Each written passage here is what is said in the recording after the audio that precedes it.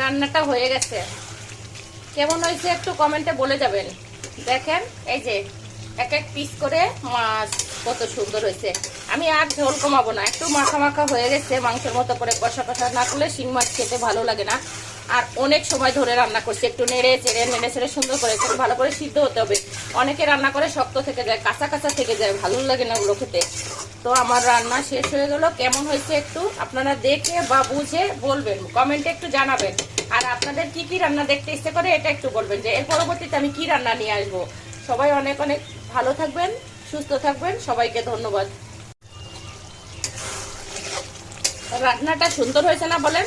দেখেন আরো আমি ঝোল কমাবো, মানে এতটা ঝোল রাখবো না, এরকম রাখবো যে মাছের সাথে একটু গা মাখা মাখা হবে। আমি যেহেতু 2-3 আইটেমের তরকারি রান্না করছি, আর বাসায় তো লোকজন বেশি নয়, শুধু চম্পা খাবে দুপুরবেলা, আমার এই কাজের মেয়েটা। তো ওকে, ও একটু অসুস্থ আছে, সবাই ওর জন্য দোয়া করবেন, ওর জন্য সুস্থ হয়, ভালো হয়। আমি ওকে ডাক্তার দেখে ওষুধ খাওয়াচ্ছি। আর দুপুরে ওষুধ খাওয়ার আছে, তো না খেলে ওষুধ খেতে পারে না। আমি ওকে অনেকদিন যাবো দুপুরে খেতে দেই, তো ওকে খাওয়াবো বলে আমি তাড়াতাড়ি রান্না করি। আমার রান্না কেমন হয়েছে দেখেন, আমার রান্নার মতো রান্না করবেন। সবাই ভালো থাকবেন, সুস্থ থাকবেন। আমি মিথিলা ঘোষ। শিং মাছ রান্না দেখাবো। এই যে জিরে ফোড়ন লাল হয়ে গেছে, পেঁয়াজ কুচি, শুধু পেঁয়াজ কাঁচা লঙ্কা। এখানে আমি অন্য কিছু ব্যবহার করব না। রসুন আদা জিরে সব বাটা আছে। এই দেখেন রসুন পেঁয়াজ আদা জিরে, মানে জিরে আমি এখন বেটে নিয়েছি বাটায়, আর আগে ওগুলো বাটা ছিল। রসুন আদা জিরে এটা আমি বেটে আপনার ডিপ ফ্রিজে রেখে দিই। আর আমি জিরাটা সাথে সাথে বাটি বেটে সেটাকে দিয়ে রান্না করি। তার কারণ কি, এখন তো সব কিছুই ভেজাল জিনিস এমনিই খেতে ভালো হয় না। তারপরে যদি সব বাটা আবার ফ্রিজে দেয় তাহলে তো আরও ভালো হয় না। আর আমি ব্লেন্ডারে দিয়ে বাটি না, এগুলো মেশিনে কারেন্টে আমার পছন্দ না। আমি সুন্দর করে হাতে বেটে রান্না করি। তো আমার শিং মাছ রান্না কেমন হয় আপনারা দেখতে থাকুন। আমার শিং মাছ রান্নায় যে মশলা সব দিয়ে প্রথমে জিরে ফোড়ন টোড়ন যা দিচ্ছি সেটা তো দেখাইছি। এখানে রাঁধুনি স্কোয়ারের মরিচের গুঁড়ো আমি ব্যবহার করি। আর আমি হচ্ছে আমার রান্নাটা আপনারা দেখে একটা কোয়ালিফিকেশন দেখে নাই, যে আমি একটুখানি পানি দিলাম। আমি কিছুটা পানি দিয়ে মাংসের মতো করে শিং মাছকে আস্তে আস্তে করে কষাতে থাকবো। আমি 3-4 বার এটা কম কম করে পানি দিব আর কষাবো। এখন তো দেশি শিং মাছ পাওয়া যায় না, জানি না, মনে হয় এটা দেশি, পরে দেখি সেটা বিদেশি, সব চাষের। তো আমি শিং মাছ কেমন করে রান্না করি এটা দেখতে থাকেন। এখানে দিছি আদা জিরে পেঁয়াজ রসুন বাটা, আর পেঁয়াজ কিছু তেলের পর দিছি, কাঁচা পেঁয়াজ আর হচ্ছে কাঁচা লঙ্কা, আর আধুনিক করে মরিচের গুঁড়োতে দেখেন আমি কত সুন্দর করে একটু বেশি করে তেল দিছি। এটাকে আমি এই যে একবার পানি দিলাম, এই পানিটা যখন ভালো করে কষে যাবে আবার কিছুটা পানি দেবো, তারপর আবার কিছুটা, 3-4 বার কষিয়ে নিয়ে তারপরে একটু ঝোলের পানি দেবো। ঝোলের পানি দিয়ে এটাকে সুন্দর করে চাপা দিয়ে রাখবো।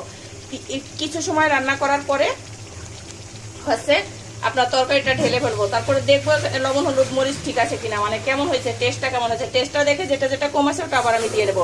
তো আর হচ্ছে দেখেন এই যে 3টে এলাচ বাটা দেবো এখানে। আমি হচ্ছে মাছের ভিতর কখনো তরকারি ব্যবহার করি না, মানে এখানে আলু দেওয়া যেত, আমার হাজব্যান্ডও পছন্দ করে না, আমার মানে সব যার কথা আমি নিজেই পছন্দ করি না। মাংসটা যখন দেখে না কষা কষা করবো না, মাছগুলো কত সুন্দর মোটা মোটা করে কাটছি। আর আমি চম্পা দুইজনে মিলে বসে পরিষ্কার করছিলাম, ভালো করে ধুয়ে সুন্দর করে রাখছি।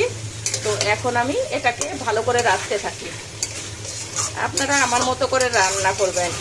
মেন কথা হচ্ছে তেলের উপর ফোড়ন দিতে হবে। কোনটায় কোন ফোড়ন, আমি যে রান্না করি রান্নাগুলোকে একটু দেখেন, আমার মতো করে ফোড়ন দেন, তাহলে দেখবেন রান্নাটা সুন্দর হয়। আপাতত এখানে রাখছি, পরবর্তীতে যখন আমি রান্না নামাবো আর একবার দেখাবো। শিং মাছ রান্নায় যে শেষ, দেখেন চামচ কিচ্ছু লাগে না, চামচের মধ্যে গরম মশলা উঠেছে, এই যে দিয়ে দিলাম।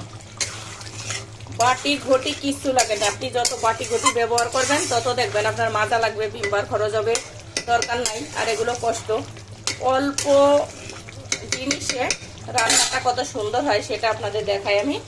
আর আমার রান্না দেখেন কি সুন্দর হয়েছে, কালার দেখছেন।